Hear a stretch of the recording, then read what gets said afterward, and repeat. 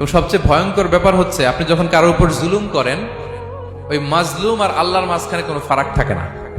আল্লাহ ওই ফারাকের পর্দা উঠায় নেয়, দোয়া করলেই ওটা আরশে যেয়ে কবুল হয়ে যায়। খবরদার, মজলুমের কান্না কখনো বৃথা যায় না। জীবনের কোনো না কোনো সময়ে এর প্রায়শ্চিত্ত আপনাকে করতে হবে। জীবনের কোনো না কোনো সময়ে এর প্রায়শ্চিত্ত করে আপনাকে মরতে হবে। বদদোয়া করছে, ডাইরেক্ট কবুল। খবরদার আমার পেনাঙ্গের ভাইয়েরা, আমরা যেন জালিম না হই।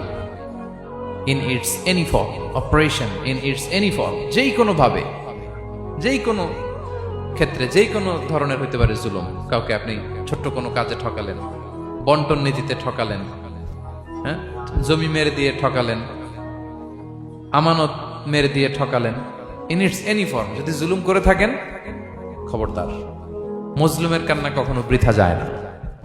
জুলুম শুধু আমাদের জন্যই হারাম না, আল্লাহর জন্য হারাম। আল্লাহ তাআলা বলেন হাদিসে কুদসিতে, ইয়া ইবাদি, হে আমার বান্দারা, ইন্নী হারামতু যুলমা আলা নাফসি, আমি জুলুমকে আমি আল্লাহ নিজের উপরে হারাম করেছি।